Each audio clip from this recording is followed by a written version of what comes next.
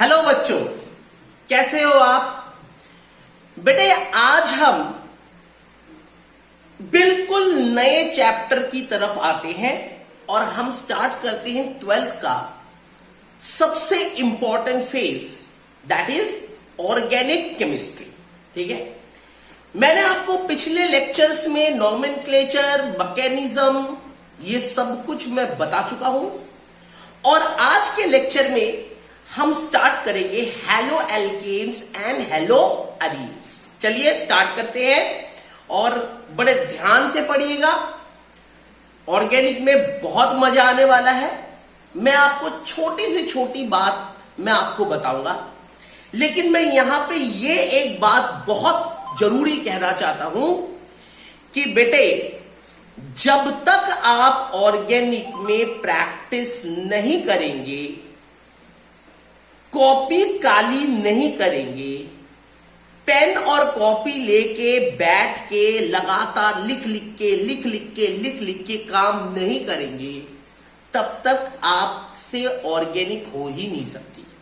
क्योंकि ऑर्गेनिक आपसे सिर्फ एक ही चीज मांगेगी, वो है practice. More you practice, more you become master of organic chemistry. ठीक है, तो हम स्टार्ट करते हैं ऑर्गेनिक। ठीक है बेटे, आज हम बात करेंगे haloalkanes and haloarenes. बेटे ये RX, R मतलब एल्काइल ग्रुप,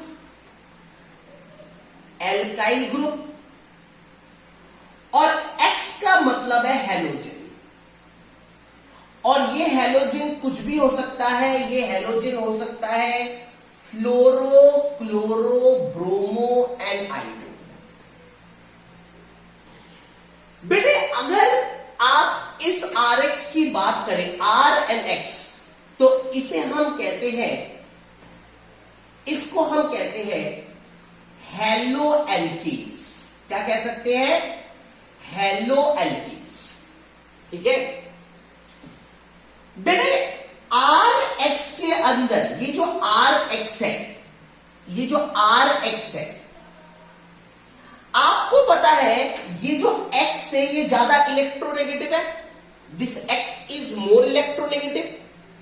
तो नेचुरली ये X इलेक्ट्रॉन क्लाउड को अपनी तरफ खींचेगा, इलेक्ट्रॉन क्लाउड को अपनी तरफ खींचेगा, क्योंकि X जो है वो मोर इलेक्ट्रो नेगेटिव है। और जैसे ये इलेक्ट्रॉन क्लाउड को अपनी तरफ खींचेगा तो इस X के ऊपर आ जाएगा नेगेटिव चार्ज, यह डेल्टा नेगेटिव मतलब स्मॉल नेगेटिव, और इस R के ऊपर आ जाएगा आपका पॉजिटिव चार्ज। ठीक है, और जब ऐसा होगा कि X के ऊपर नेगेटिव चार्ज, R के ऊपर पॉजिटिव चार्ज, तो ऐसे केस में ये जो इलेक्ट्रॉन क्लाउड है वो ऐसा बन जाएगा, ये आपका R हो गया, ये आपका X हो गया, इसके ऊपर नेगेटिव चार्ज हुआ, इसके ऊपर पॉजिटिव चार्ज हुआ, और इसे हम कहते हैं डिस्टॉर्टेड इलेक्ट्रॉन क्लाउड। इसे हम क्या कहते हैं? Distorted electron cloud. मतलब इलेक्ट्रॉन क्लाउड का सिमिट्रिकल ना होना, इलेक्ट्रॉन क्लाउड का सिमिट्रिकल ना होना, इसे कहते हैं डिस्टॉर्टेड इलेक्ट्रॉन क्लाउड। समझ आई बात? और जब ये डिस्टॉर्टेड इलेक्ट्रॉन क्लाउड होगा तो नेचुरली पोलैरिटी डेवलप्स। क्या होगा? Polarity develops. क्या डेवलप होगा? पोलैरिटी डेवलप होगा। समझ में आई बात? क्या डेवलप होगा? पोलैरिटी डेवलप होगा। Is it clear? तो इस लाइन को हम ऐसे लिख सकते हैं कि in haloalkanes the halogen is more electronegative, due to which it attracts the electron cloud towards itself, and as a result there is a polarity developed between alkyl group and halogen, ठीक है, between alkyl group and halogen, due to which the electron cloud become distorted, due to which the electron cloud become distorted. और ऐसे case में जब आपका bond टूटेगा बेटे, तो आपका बॉन्ड यहां से टूटेगा, क्योंकि यहां पे क्या क्रिएट हो गया, डिस्टॉर्टेड इलेक्ट्रॉन क्लाउड क्रिएट हो गया। क्या हो गया, distorted electron cloud.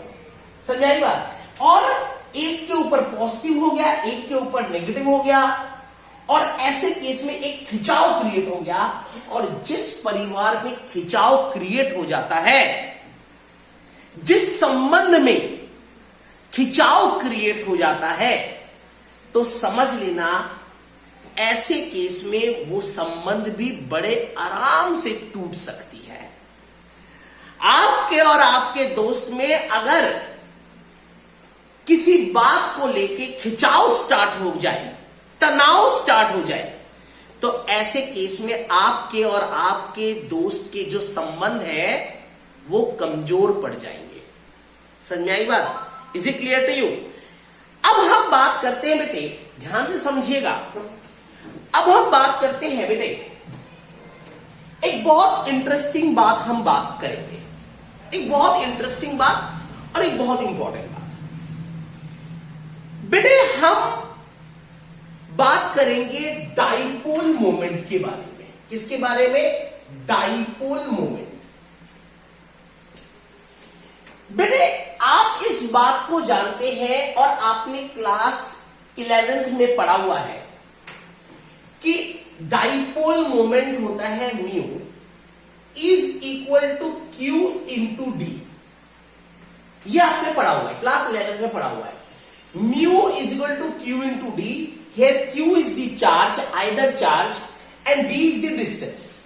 D is the distance. ये एक चार्ज है क्यू, ये दूसरा चार्ज है क्यू, और इन दोनों के बीच का डिस्टेंस है डी।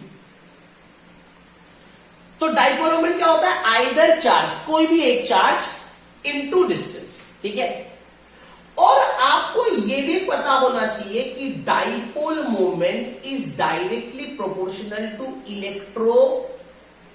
इलेक्ट्रोनेगेटिविटी। जिसकी इलेक्ट्रोनेगेटिविटी ज्यादा होगी उसका डाइपोल मोमेंट भी ज्यादा होगा। तो नेचुरली हमें पता है, अगर मैं इलेक्ट्रोनेगेटिविटी की बात करूं, इलेक्ट्रोनेगेटिविटी की बात करूं, तो फ्लोरीन का सबसे ज्यादा होता है, then chlorine, then bromine and then iodine. अगर मैं इलेक्ट्रोनेगेटिव की बात करूं तो फ्लोरीन सबसे ज्यादा electronegative, then chlorine, then bromine and then iodine. मानते हैं आप इस बात को? बिल्कुल मानेंगे। तो अब इसका मतलब यह हुआ कि अगर मैं डाइपोल मोमेंट की बात करूं तो डाइपोल मोमेंट जो होता है, होना चाहिए, वो होना चाहिए CH3F का सबसे ज्यादा, क्योंकि फ्लोरीन सबसे ज्यादा इलेक्ट्रोनेगेटिव, तो CH3F का सबसे ज्यादा, then CH3Cl, then CH3Br and then CH3I होना ये चाहिए। ये आपका डाइपोल मोमेंट होना चाहिए, डाइपोल मोमेंट की सीरीज ये होनी चाहिए। लेकिन ऐसा नहीं होता, लेकिन ऐसा नहीं होता, मतलब ये सीरीज नहीं होती। डाइपोल मोमेंट की जो सीरीज है बेटे, डाइपोल मोमेंट की जो सीरीज है वो क्या होती है? वो होती है CH3Cl, then CH3F, then CH3Br and then CH3I। सबसे ज्यादा जो डाइपोल मोमेंट होता है वो CH3Cl का होता है। होना चाहिए था CH3F, होना चाहिए था, लेकिन है क्या? CH3Cl। CH3Cl का डाइपोल मोमेंट CH3F से ज्यादा होता है। सवाल बोर्ड का यही है, why CH3Cl has higher dipole moment than CH3F, whether F is more electronegative than Cl। तो बेटे इसका जवाब ये है कि fluorine has very small size. ये जो फ्लोरीन है, इस फ्लोरीन का बहुत स्मॉल साइज है, बहुत small size. Fluorine has very small size. और जब साइज होगा छोटा, जब साइज होगा छोटा तो नेचुरली डिस्टेंस हो जाएगा कम। अगर एटम का साइज होगा छोटा, अगर चार्ज का साइज होगा छोटा, तो डिस्टेंस, इंटर एटॉमिक डिस्टेंस क्या होगा? कम। डिस्टेंस क्या हो जाएगा? कम। और जब डिस्टेंस कम हो जाएगा तो डाइपोल मोमेंट भी कम हो जाएगा। अगर डिस्टेंस कम हो गया तो डाइपोल मोमेंट भी कम हो गया। तो ऐसा क्यों हुआ? ये बिल्कुल सही है, ये गलत है। ये सही क्यों है? क्योंकि मैं यहां पे अलग से लिख देता हूं बेटे, थोड़ा सा जगह की कमी हो रही है, यहां अलग से लिखा देता हूं। Fluorine has exceptionally small size। Fluorine का साइज जो है वो एक्सेप्शनली स्मॉल है। Is it clear to you? तो दिस इज योर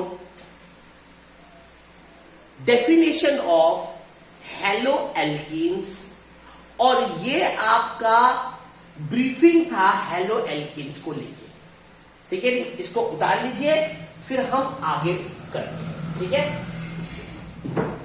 बात करते हैं प्रिपरेशन ऑफ हेलो एल्कीन्स के बारे में। किसके बारे में?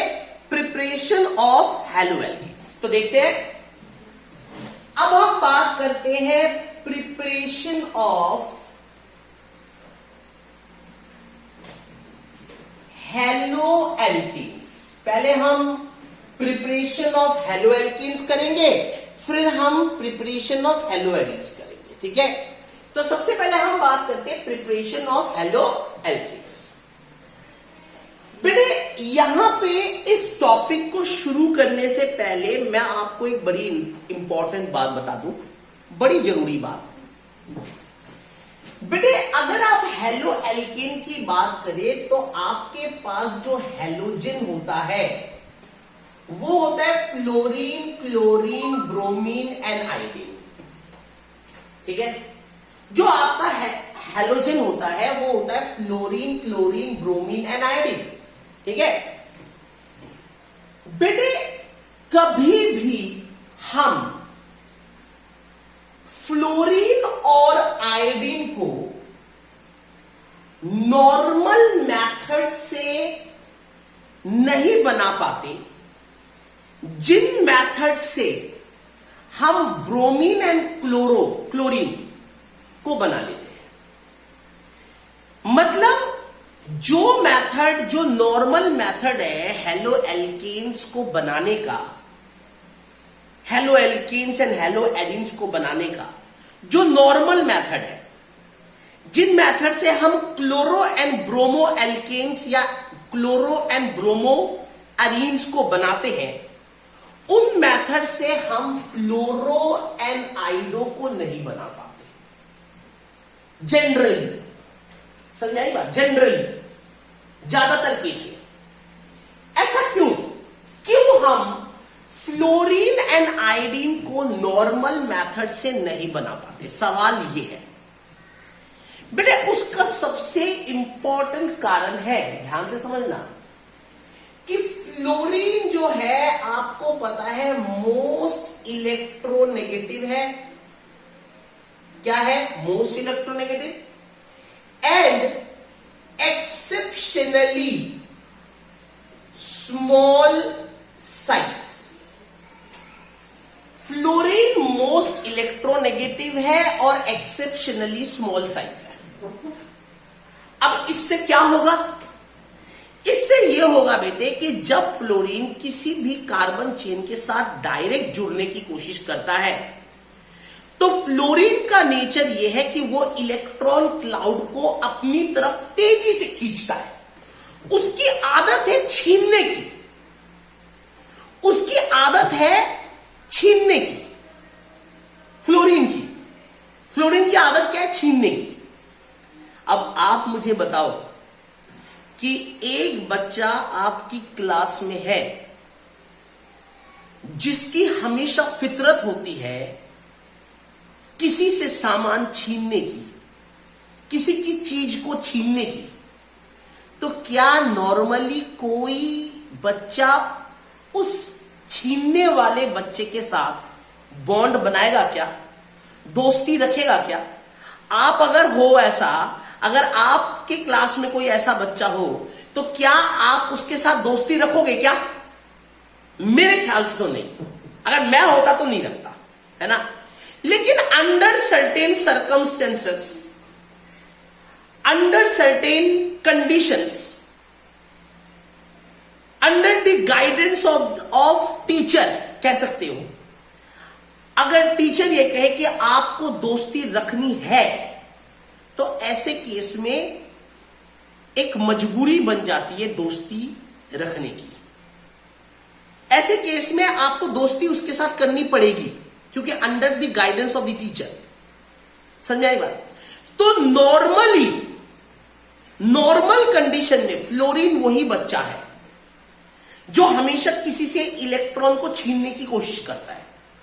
तो कोई भी कार्बन चेन फ्लोरीन से डायरेक्ट अटैच नहीं होना चाहता नॉर्मली। लेकिन अगर स्पेशल कंडीशंस अप्लाई कर दिया जाए, स्पेशल तरीका इस्तेमाल कर दिया जाए, तो ऐसे केस में फ्लोरीन भी कार्बन चेन के साथ अटैच होता है अंडर स्पेशल कंडीशंस। समझ आई बात? और जब कार्बन चेन के साथ अटैच होगा अंडर स्पेशल कंडीशंस, तो ऐसे केस में वो फ्लोरोएल्केन बना देगा। क्या बना देगा? फ्लोरोएल्केन। तो फ्लोरोएल्केन बनाने का हमारे पास बिल्कुल डिफरेंट मेथड है। नॉर्मल मेथड से क्लोरो एंड ब्रोमो तो बनते हैं लेकिन फ्लोरो एंड आइडो नहीं बनते। ध्यान से समझ लीजिएगा इस बात को। समझ आई बात? अब आप बोलोगे सर आइडो के अंदर क्या है? आपने फ्लोरीन के बारे में तो बात कर ली, आप बड़े आराम से ये तो बोल रहे हैं कि फ्लोरीन के अंदर प्रॉब्लम क्या है, लेकिन आइडो के अंदर क्या प्रॉब्लम है? बेटे आइडो के अंदर प्रॉब्लम यह है कि आइडो का साइज जो है वो बिग है। आइडो का साइज क्या है? बिग, भारी, बल्कि। आइडो क्या है? बल्कि, भारी। अब मुझे एक बात बताओ, एक रस्सी के साथ एक मोटे इंसान को लटका दिया जाए, मान लो एक रस्सी है, उसके साथ मेरे जैसे एक मोटे 100 किलो के आदमी को लटका दो, भैंसे को, तो क्या वो रस्सी उस भैंसे का वेट को सह सकती है? वो रस्सी उस भैंसे के वेट को नहीं सह सकती। यही इस केस में बॉन्ड पे असर पड़ता है। जब आइडो जैसा बल्कि एटम कार्बन चेन के साथ एक बॉन्ड से जुड़ता है, एक पर्टिकुलर बॉन्ड के साथ जुड़ता है, एक पर्टिकुलर बॉन्ड से जुड़ता है, तो ऐसे में आइडो जैसा बल्कि एटम इतने आराम से स्टेबल नहीं रहता है, इतने आराम से उस बॉन्ड के साथ जुड़ा हुआ नहीं रहता है। समझ आई बात? तो ऐसे केस में बॉन्ड टूट जाता है। तो ऐसे केस में हमें स्पेशल कंडीशन अप्लाई करनी पड़ती है जिससे आइडो जो है वो कार्बन चेन के साथ जुड़ा हुआ रहे। समझ में आई बात? तो मैंने आपको फ्लोरीन और आयोडीन दोनों के लिए बता दिया कि क्यों fluorine and iodine haloalkanes direct नहीं बनाता। दोनों के लिए बता दिया। आपको समझ में आ गया होगा। मैं फिर रिपीट कर रहा हूं, फ्लोरो एंड आइडो एल्कीन बनाने के लिए आपको अलग मेथड का इस्तेमाल करना पड़ेगा। जिन मेथड से क्लोरो एंड ब्रोमो कंपाउंड बनते हैं उन मेथड से फ्लोरो एंड आइडो कंपाउंड नहीं बना सकते। Is it clear? तो आइए देखते हैं प्रिपरेशन ऑफ हेलो एल्कीन्स। ठीक है, चलिए सबसे पहला है बेटे, फर्स्ट पहला preparation from alcohols. Preparation of haloalkanes from alcohol, और इसके अंदर सबसे पहला है by the reaction of alcohol with HX। By the reaction of alcohol with HX। ठीक है बेटे, हमने ROH लिया, ये आपका एल्कोहल है, कोई भी एल्कोहल हो सकता है ये। इस ROH को मैंने HX के साथ रिएक्ट करवाया, तो आपको पता है ये OH इलेक्ट्रोनेगेटिव है, तो इस OH के ऊपर नेगेटिव, इस R के ऊपर पॉजिटिव, और ये X इलेक्ट्रोनेगेटिव है, तो इस X के ऊपर नेगेटिव और इस H के ऊपर पॉजिटिव होगा, बिल्कुल होगा। जैसे ही आपने इस ROH को इस HX के साथ रिएक्ट करवाया, ROH को इस HX के साथ रिएक्ट कराया, तो क्या हुआ, आपका ये बॉन्ड यहां से टूटा, ये बॉन्ड यहां से टूटा, ये नेगेटिव वाला पॉजिटिव के साथ जुड़ेगा और ये पॉजिटिव वाला नेगेटिव के साथ जुड़ेगा। तो अगले केस में क्या हो जाएगा, RX plus H and OH water, और ये आपका बन गया हेलो एल्कीन्स। ये आपका बन गया hello alkenes. Is it clear? आइए देखते हैं कि ये रिएक्शन हुआ कैसे, थोड़ा समझते हैं कि ये रिएक्शन हुआ कैसे। ठीक है बेटे, इसका मैकेनिज्म देखते हैं। देखिएगा, ये आपका ROH है, इस ऑक्सीजन के ऊपर दो लोन पेयर है, ये जो ऑक्सीजन है इसके ऊपर दो लोन पेयर है। सबसे पहले क्या हुआ, ये जो HX है, ये जो HX है, ये आपको पता है HX मतलब this is a hello acid. ये क्या है, हेलो एसिड है, हेलोजन और H जुड़ा हुआ है, हेलोजन और H आपस में जुड़ा हुआ है, तो ये एक हेलो एसिड है। जैसे कि हाइड्रोक्लोरिक एसिड HCl, जैसे कि HBr, जैसे कि HI, ये जो है ये हेलो एसिड्स है। तो ये आपको पता है कोई भी एसिड अपने में से H पॉजिटिव आयन लिबरेट करता है, आप इस बात को जानते हो कि कोई भी एसिड अपने में से H पॉजिटिव आयन को लिबरेट करता है। तो ये टूटा, ये बॉन्ड टूटा, और झट से क्या हुआ, ये H पॉजिटिव और X नेगेटिव में टूटा। तो सबसे पहले ये एसिड अपने आप को तोड़ता है H positive plus X negative. ठीक है, अब ये जो H पॉजिटिव है ये इस अल्कोहल के ऊपर अटैक करता है, क्योंकि इस अल्कोहल के ऑक्सीजन के पास लोन पेयर ऑफ इलेक्ट्रॉन है। और आप ये भी कह सकते हो कि ये जो अल्कोहल का ऑक्सीजन है जिसके पास लोन पेयर ऑफ इलेक्ट्रॉन है, ये अपना लोन पेयर इस H को देगा, क्योंकि H के पास इलेक्ट्रॉन की कमी है।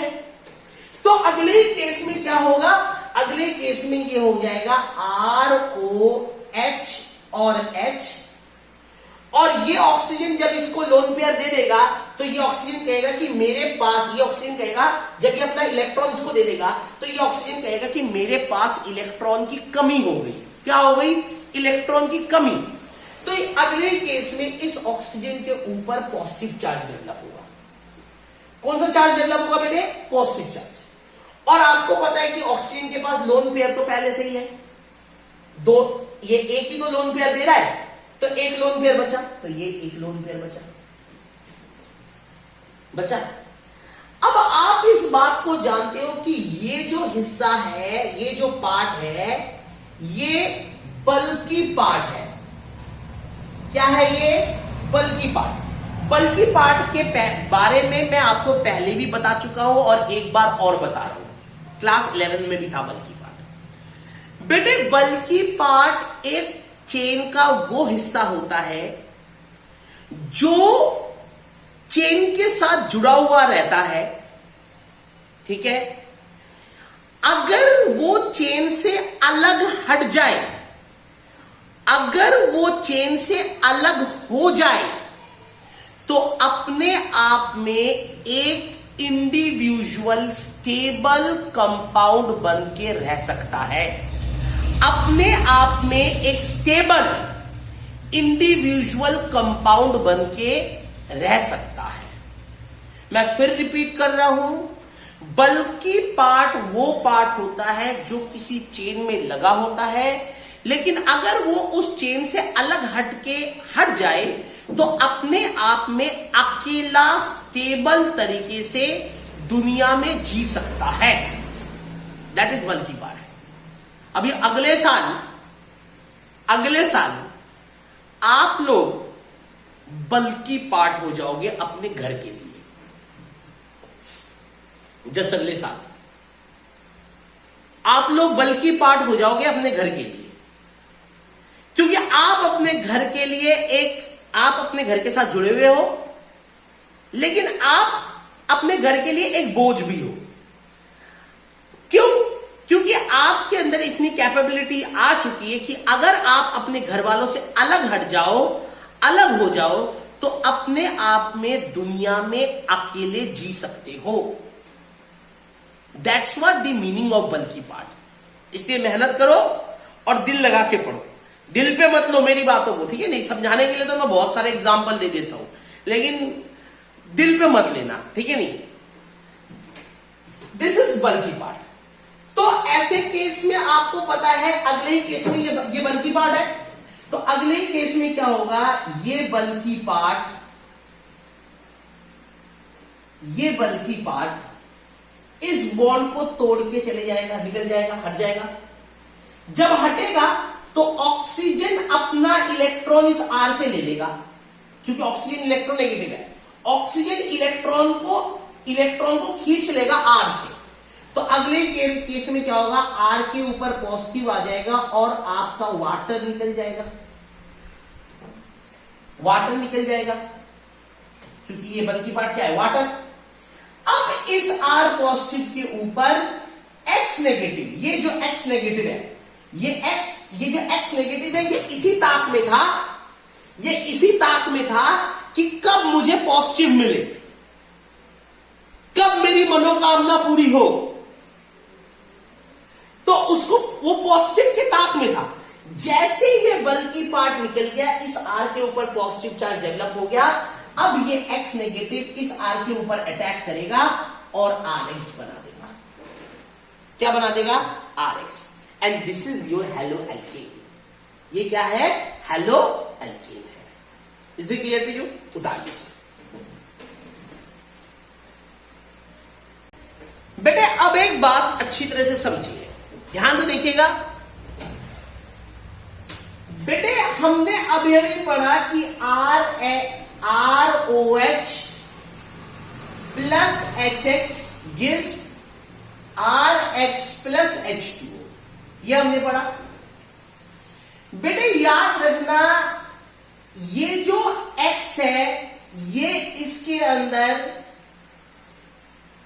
क्लोरो ब्रोमो आइडो हो सकता है, ठीक है। और अगर मैं रिएक्टिविटी की बात करूं, रिएक्टिविटी की, तो सबसे ज्यादा HI होगा, क्योंकि आयोडीन का साइज सबसे बड़ा है, ठीक है। उसके बाद HBr होगा और उसके बाद HCl होगा। तो इस रिएक्शन में सबसे ज्यादा तीव्रता से जो HX रिएक्ट करेगा वो HX क्या है, वो HX HI है, उसके बाद HBr है, उसके बाद HCl है। Is it clear?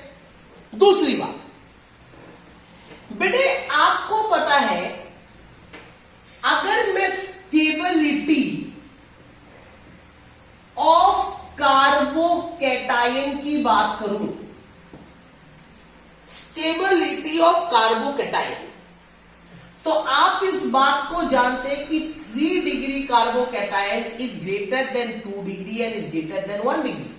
मतलब जो 3 डिग्री कार्बोकैटायन होता है, ये होता है 3 डिग्री कार्बोकैटायन। ये जिसको नहीं पता बड़ी बारीकी से बता रहा हूं, ध्यान से देखिए, ये 3 डिग्री कार्बोकैटायन, इसकी स्टेबिलिटी हमेशा 2 डिग्री से ज्यादा होती है, और सबसे कम स्टेबल जो कार्बोकैटायन होता है, सबसे कम स्टेबल जो कार्बोकैटायन होता है वो होता है 1 डिग्री।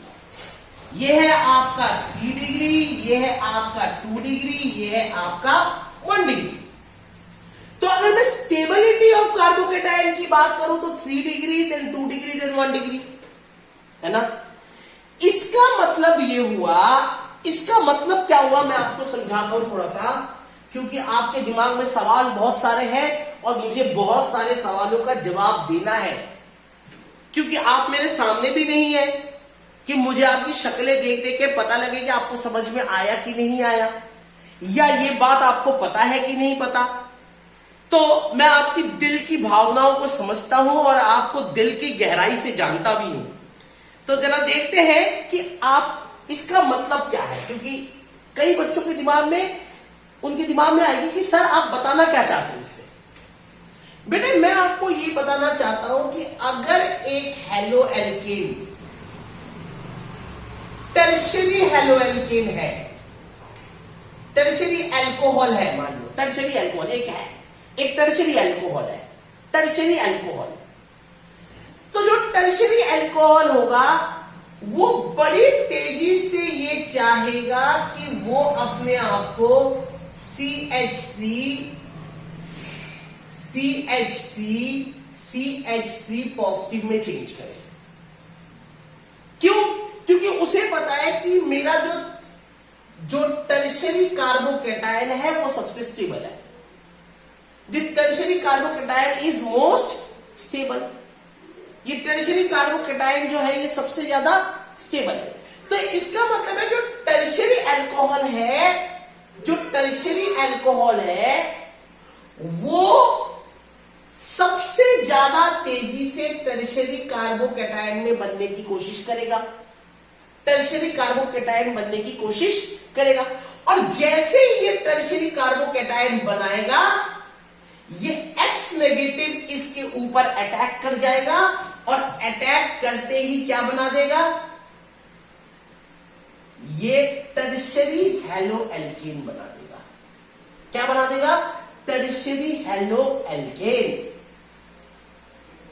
समझाई बात? मैं फिर रिपीट कर रहा हूं इस बात को समझाने के लिए, फिर सुन लीजिए। अगर मुझे टर्शरी हेलो एल्केन बनाना है तो मैं टर्शरी अल्कोहल लूंगा। इस टर्शरी अल्कोहल के अंदर ये जो OH है ये इलेक्ट्रोनेगेटिव है, ये OH इलेक्ट्रॉन क्लाउड को अपनी तरफ खींचेगा तो OH के ऊपर नेगेटिव आएगा, कार्बन के ऊपर पॉजिटिव आएगा। और जब कार्बन के ऊपर पॉजिटिव आएगा तो ये टर्शरी कार्बोकैटायन बन जाएगा, और टर्शरी कार्बोकैटायन मोर स्टेबल होता है। तो हमेशा इस टर्शरी अल्कोहल की कोशिश होगी, ये जो टर्शरी अल्कोहल है इसकी हमेशा कोशिश होगी कि वो टर्शरी कैटायन में चेंज हो जाए, और जैसे ही टर्शरी कैटायन में चेंज होगा तो ये हैलोजन तेजी से इसके ऊपर अटैक करेगा। तो इसका मतलब क्या हुआ? सबसे ज्यादा जो रिएक्टिविटी हुई, reactivity of alcohols with HX, तो सबसे ज्यादा जो हुई वो टर्शरी अल्कोहल की होगी, टर्शियरी अल्कोहल सबसे ज्यादा रिएक्ट करेगा, देन सेकेंडरी अल्कोहल रिएक्ट करेगा और देन प्राइमरी अल्कोहल रिएक्ट करेगा। Is it clear? समझाई बात? और ऐसा क्यों होता है? ऐसा क्यों होता है कि एक सवाल बच्चे के दिमाग में, एक और सवाल है, मैं उसका भी जवाब देना चाहता हूं यहां पे। और वैसे मैंने पहले भी पढ़ाया हुआ है आपको मैकेनिज्म में। बच्चे के दिमाग में एक सवाल है कि टर्शियरी कार्बोकैटायन सबसे ज्यादा स्टेबल क्यों होता है, then secondary and then primary. सवाल फिर सुन लीजिए, आपके दिमाग में एक सवाल आ रहा होगा कि टर्शियरी कार्बोकैटायन मोर स्टेबल क्यों होता है, then secondary and then primary. क्यों? सवाल है क्योंकि टर्शियरी कार्बोकैटायन में मैक्सिमम इंडक्टिव इफेक्ट है। समझाई बात? इस कार्बन को ये CH3 भी इलेक्ट्रॉन दे रहा है, ये CH3 भी इलेक्ट्रॉन दे रहा है और ये CH3 भी इलेक्ट्रॉन दे रहा है। तो यानी मैक्सिमम इंडक्टिव इफेक्ट है। तो यानी 3 डिग्री, अगर मैं इंडक्टिव इफेक्ट की बात करूं, यहां पे मैं लिख देता हूं 3 डिग्री के अंदर maximum inductive effect, then 2 degree and then 1 degree. तो ऐसा क्यों हुआ? Due to inductive effect. ऐसा क्यों हुआ? Due to inductive effect. Is it clear? उतार दीजिए इसको। बेटे अब हम बात करते हैं reaction of alcohol with HCl in the presence of ZnCl2। किसकी बात करेंगे? Reaction of alcohol with HCl in the presence of ZnCl2। बेटे अब हम बात करते हैं reaction of alcohol with HCl in the presence of ZnCl। इस प्रोसेस को हम कहते हैं ग्रूव्स प्रोसेस। ध्यान रखना, ग्रूव्स प्रोसेस। बहुत सारे बच्चों को नहीं पता, बहुत सारे टीचरों को भी नहीं पता इसको ग्रूव्स प्रोसेस कहते हैं। एंट्रेंस में यही आता है ग्रूव्स प्रोसेस क्या होता है। ठीक है बेटे, आपने ROH लिया, इसको HCl के प्रेजेंस में in the presence of ZnCl2 react किया। HCl के प्रेजेंस में in the presence of ZnCl2 और हीट किया। और क्या किया? हीट। तो आपको पता है ये OH के ऊपर नेगेटिव, इस R के ऊपर पॉजिटिव, इस Cl के ऊपर नेगेटिव, इस H के ऊपर पॉजिटिव। तो ये नेगेटिव वाला इस पॉजिटिव के साथ जुड़ेगा, ये पॉजिटिव वाला इस नेगेटिव के साथ जुड़ेगा। तो अगले केस में क्या हो जाएगा? RCl बन जाएगा प्लस आपका वाटर बन जाएगा। तो ये आपका क्या बना? क्लोरोएल्कीन। क्या बन गया? क्लोरोएल्कीन। समझाइए। याद रखना बेटे कि ये जो HCl एंड ZnCl2 है, इसको हम कहते हैं ल्यूकास रिएजेंट। इसको हम क्या कहते हैं? Lucas reagent. और बेटे ये जो ZnCl2 है, ये जो ZnCl2 ये एनहाइड्रस है। क्या है? एनहाइड्रस। ये जो एनहाइड्रस ZnCl2 है, it act as a catalyst. ये एक कैटलिस्ट की तरह काम करता है एंड हेल्प्स टू ब्रेक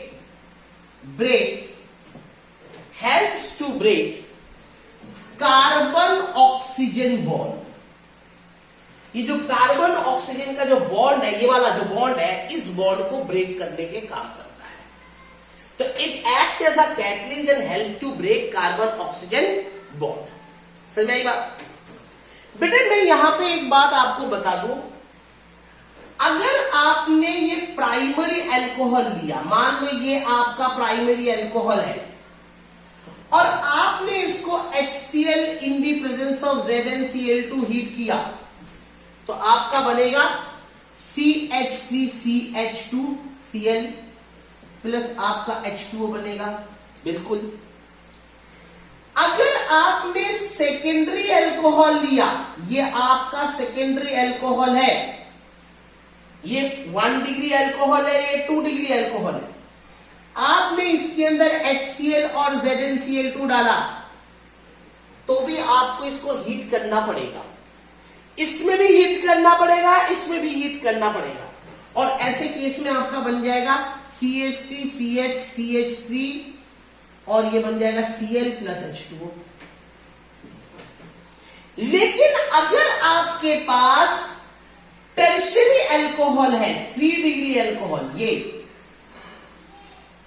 ये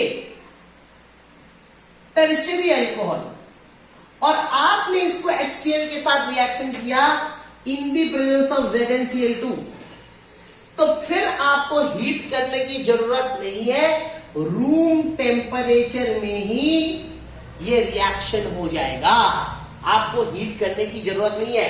क्यों?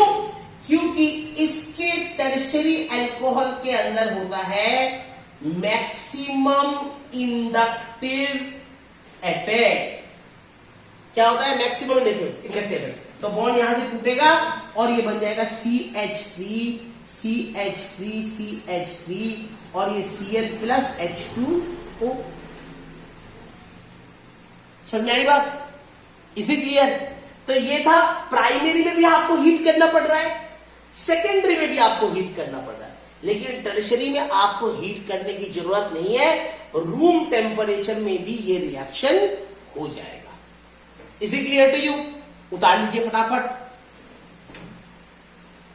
तो बेटे अब एक बात ध्यान से समझने की जरूरत है कि बेटे अगर आपके पास ये टर्शियरी अल्कोहल है और आपने इसके अंदर HCl डाला, ठीक है, और आपने इसको हीट किया, ठीक है, तो आपको इसके अंदर ZnCl2 डालने की कोई जरूरत नहीं है। अगर ZnCl2 डालते हो तो हीट करने की जरूरत नहीं है, अगर हीट करते हो तो ZnCl2 डालने की जरूरत नहीं है। ये रिएक्शन खुद ब खुद होगा और अगले ही केस में आपका बन जाएगा CH3CH3Cl प्लस आपका H2O। अच्छा, इसके अंदर एक और बात मैं आपको बताना चाहूंगा कि अगर आपके पास यही टर्शियरी अल्कोहल है और आपने इसके अंदर HCl डाला कंसंट्रेटेड, ZnCl2 नहीं डाला, आपने सिर्फ HCl कंसंट्रेटेड डाला, कंसंट्रेटेड, तो ये आपका रूम टेम्परेचर में भी रिएक्शन हो जाएगा और आपका ये बन जाएगा CH3CH3CH3Cl प्लस H2। ये कुछ बातें बड़े ध्यान से समझने की है, कुछ बातें मैंने बिल्कुल अलग से आपको बता दी। Is it clear to you? कोई डाउट? बेटे यहां पे मैं आपको एक बहुत इंपॉर्टेंट बात बताना चाह रहा हूं। इस इंपॉर्टेंट बात को थोड़ा सा समझना, थोड़ा सा देखना, थोड़ा सा देखना, थोड़ा सा समझना, ठीक है बेटे? ये जो HCl एंड ZnCl2 का जो मिक्सचर है, इसको हम कहते हैं ल्यूकास रिएजेंट। और ये जो ल्यूकास रिएजेंट है, ये 1 degree, 2 degree and 3 degree alcohol को डिस्टिंग्विश करने में भी काम आता है। ये जो आपने रिएक्शन पढ़ी, ये 1 डिग्री, 2 डिग्री, 3 डिग्री अल्कोहल को डिस्टिंग्विश करने के भी काम आता है। कैसे? देखिए, अगर आपके पास 3 डिग्री अल्कोहल है और आपने इसके अंदर HCl और ZnCl2 डाल दिया रूम टेम्परेचर, तो रिएक्शन अकर्स इमीडिएटली, रिएक्शन एकदम से होगा। रिएक्शन क्या होगा? एकदम से। लेकिन अगर आपके पास 2 डिग्री एल्कोहल है और आपने इसके अंदर HCl और ZnCl2 डाला रूम टेम्परेचर में, तो reaction occurs after 3 to 5 minutes. Reaction 3 से लेके 5 मिनट बाद होगा, क्योंकि 3 डिग्री एल्कोहल मोर रिएक्टिव होता है, 2 डिग्री एल्कोहल थोड़ा लेस रिएक्टिव होता है।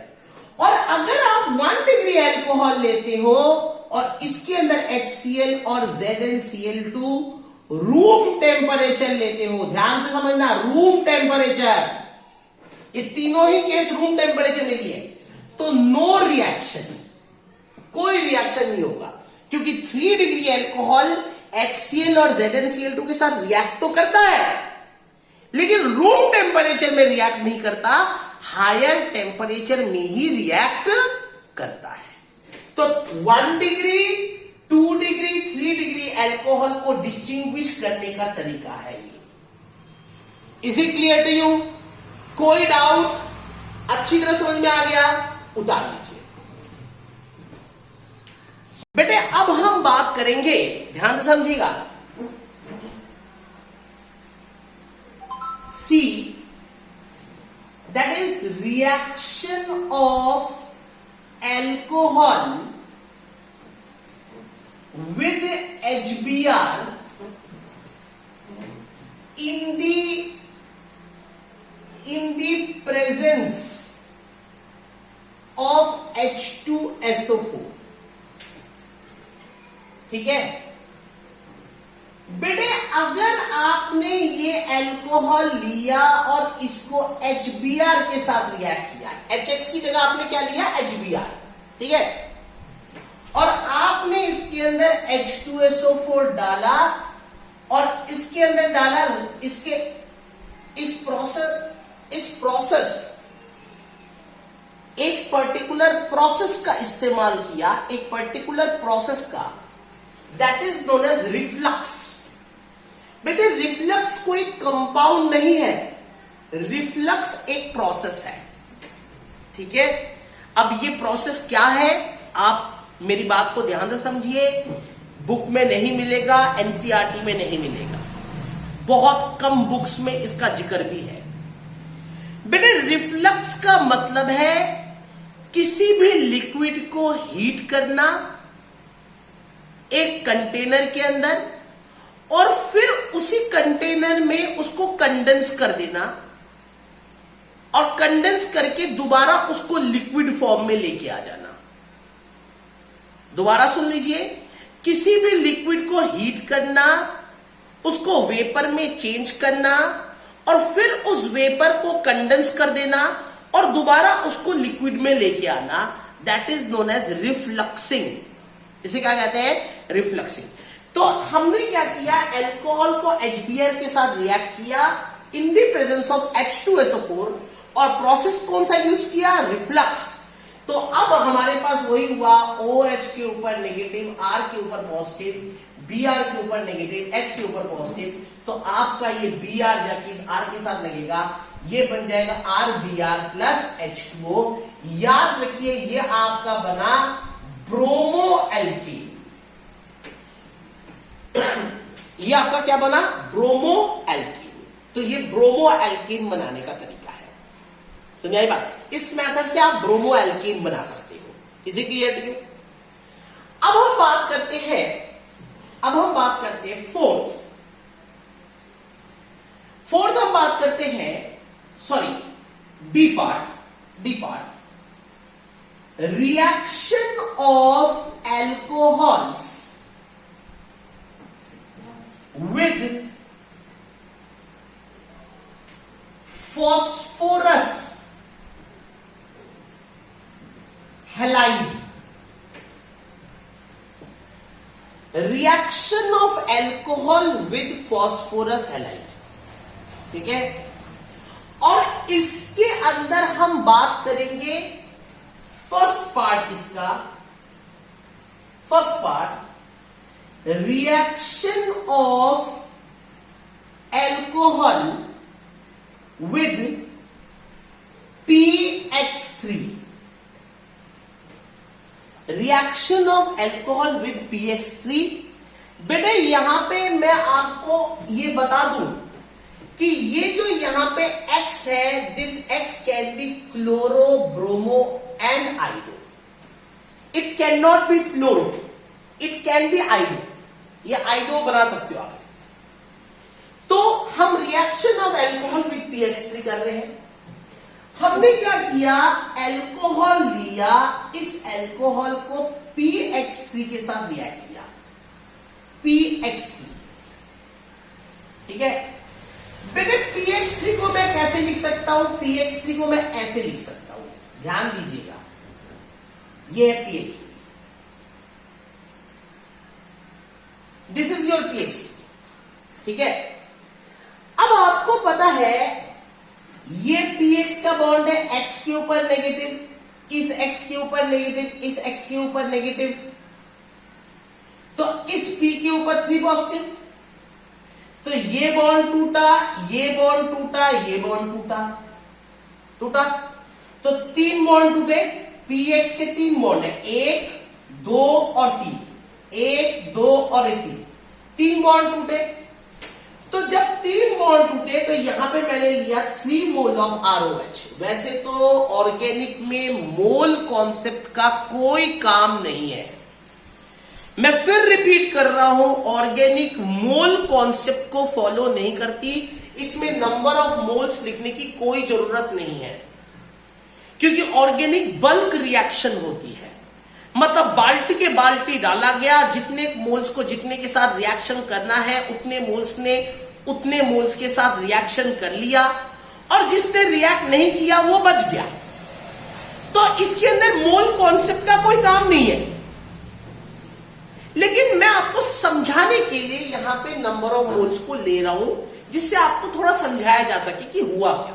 ठीक है, तो यहां पे क्या हुआ, ये बॉन्ड टूटा, OH के ऊपर नेगेटिव, R के ऊपर पॉजिटिव, बॉन्ड यहां से टूटा, ये X जाके इस R के साथ लगा। ठीक है, तो आपका ये क्या बन गया, हीट किया तो क्या बन गया, RX, क्या बन गया, RX। ठीक है, तो ये X जाके इस R के साथ लगा, ये X जाके इस R के साथ लगा, ये X जाके इस R के साथ लगा, तो ये बना 3 मोल ऑफ RX। क्या बना, 3 मोल ऑफ RX। और बचा क्या, इसके अंदर फास्फोरस बचा, देखो ध्यान से, देखो ध्यान से, इसके अंदर फास्फोरस बचा, और इसके अंदर H के 3 बचे और O के 3 बचे। H के 3, O के 3 और एक फास्फोरस, ये बच गया ना। तो आपका H3PO4 बन गया। क्या बन गया, H3PO4। Is it clear? तो ये आपका हेलो एल्केन बन गया। क्या बन गया, halo alkane. Is it clear? अब इसके सेकंड पार्ट में आ जाते हैं। ठीक है, इसका सेकंड पार्ट है बेटे, ध्यान से देखना, इसका सेकंड पार्ट है reaction of alcohol with PX5, phosphorus pentahalide PX5, और इसके अंदर X can be chloro, bromo and आइडो।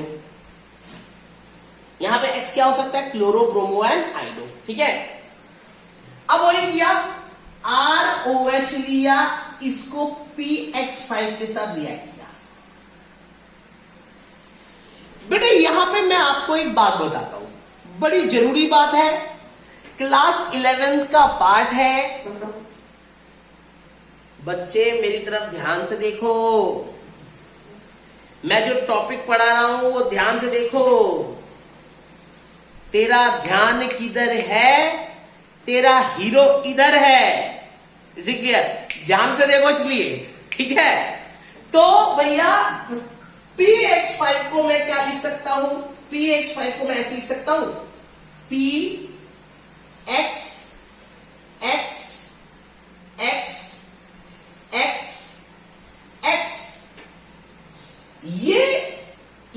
PH5 का स्ट्रक्चर है। This is the structure of PH5। अब आप इस बात को जानते हो कि ये जो दो है,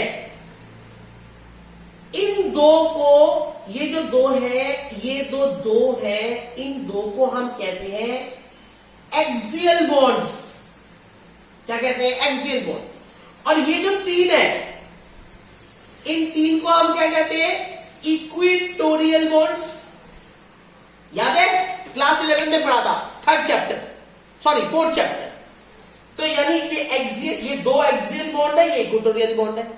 और आप इस बात को जानते हो कि एक्सियल बॉन्ड ज्यादा वीक होते हैं। एक्सियल बॉन्ड ज्यादा वीक होते हैं, मतलब ये बॉन्ड और ये वाला बॉन्ड ज्यादा वीक होगा। क्यों? क्योंकि इसका इलेक्ट्रॉन क्लाउड और इसका इलेक्ट्रॉन क्लाउड एक दूसरे को रिपल करेगा, क्योंकि ये एक ही एक्सिस में है। इसका इलेक्ट्रॉन क्लाउड और इसका इलेक्ट्रॉन क्लाउड एक दूसरे को रिपल करेगा, क्योंकि ये एक ही एक्सिस में है। समझाई बात? तो इसलिए ये इलेक्ट्रॉन क्लाउड और ये इलेक्ट्रॉन क्लाउड एक दूसरे को क्या करेगा? रिपल करेगा। रिपल है ना? तो जब अगर रिपल करेगा तो यानी ये बॉन्ड और ये बॉन्ड ज्यादा वीक है। तो जैसे ही आप हीट करोगे, ये बॉन्ड और ये बॉन्ड टूट जाएगा। जैसे ही आप हीट करोगे तो ये बॉन्ड और ये बॉन्ड पहले टूटेगा। तो आपने जैसे ही हीट किया तो ये बॉन्ड, ये वाला बॉन्ड और ये वाला बॉन्ड टूट गया। तो दो एक्स निकले, एक एक्स ये वाला निकला, एक एक्स ये वाला निकला, दो एक्स निकले ना। तो एक एक्स जो है इस आर के साथ रिएक्ट करेगा, आर एक्स बना देगा। एक एक्स जो है इस आर के साथ रिएक्ट करेगा, आर एक्स बना देगा। बचा ये OH, ये OH का H निकलेगा, ये OH का H, OH का H के ऊपर पॉजिटिव चार्ज होता है। तो ये H इस दूसरे X के साथ रिएक्ट करेगा और HX बना देगा।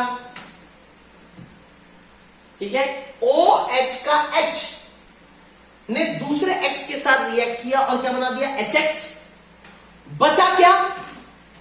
P का एक और X के तीन। भाई दो तो यूज कर लिया आपने, तो तीन ही तो बचे। एक एक्स, दो एक्स, ये तीन एक्स। तो P का एक और X का तीन, और यहां एक O बच गया। यहां के बाद क्या बच गया? O। तो यानी P का एक, O का एक, O एक और X के तीन। और आपका ये बन गया हेलो एल्केन्स। क्या बन गया? Haloalkanes. Is it clear to you? उतार दीजिए बेटे। अब हम बात करेंगे ई पार्ट की, that is reaction of alcohol with thionyl chloride. Thionyl chloride बेटे, ये जो मेथड है, it is to form chloroalkane. ध्यान रखना, ये मेथड किस चीज के लिए है? क्लोरोएल्केन को प्रिपेयर करने के लिए। बेटे इसके अंदर हम क्या करते हैं? हम एल्कोहल को लेते हैं, इसको थायोनाइल क्लोराइड के साथ रिएक्ट करते हैं। Thionyl chloride in the presence of pyridine and heat. हम थायोनाइल क्लोराइड के साथ एल्कोहल को रिएक्ट करवाते हैं इन the presence of pyridine and heat. तो अब थायोनाइल क्लोराइड क्या होता है? थायोनाइल क्लोराइड ये होता है, देखो, S double bond O Cl and Cl। ठीक है? अब आपको पता है Cl के ऊपर नेगेटिव चार्ज, Cl के ऊपर नेगेटिव चार्ज, बॉन्ड यहां से टूटेगा, बॉन्ड यहां से टूटेगा। तो एक Cl इस R के साथ जुड़ेगा, OH के ऊपर नेगेटिव, R के ऊपर पॉजिटिव। एक Cl इस R के साथ जुड़ेगा तो क्या बन जाएगा? RCl बन जाएगा, बनेगा। एक Cl इस H के साथ जुड़ेगा, ये जो OH का OH ये जो दिख रहा है, OH का जो H है इसके साथ एक Cl जुड़ जाएगा, तो क्या बन जाएगा? HCl बन जाएगा। अब बचा क्या?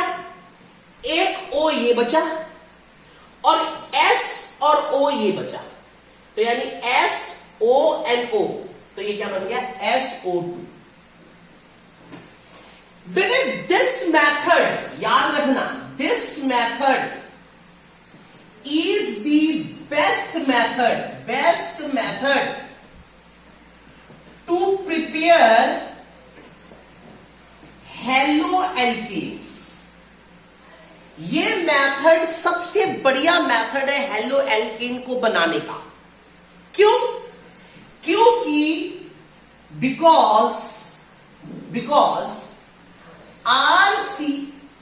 HCl and SO2 are gas, they escape out leaving behind pure haloalkanes, pure chloroalkane। तो ये सबसे बढ़िया मेथड है क्या प्रिपेयर करने का? ये हेलोएल्केन प्रिपेयर करने का। और ये हेलोएल्केन कौन सा है? यहां पे जो हेलो है वो क्लोरो है, ध्यान रखना। It is the best method to prepare chloroalkane because HCl and SO2 are gas, they escape out leaving behind the pure chloroalkane। समझ आई बात? Is it clear to you? So this is the method by which we can prepare haloalkanes from alcohol। ये method कौन से थे? Haloalkane बनाने के। किससे? Alcohol से। उतार लीजिए।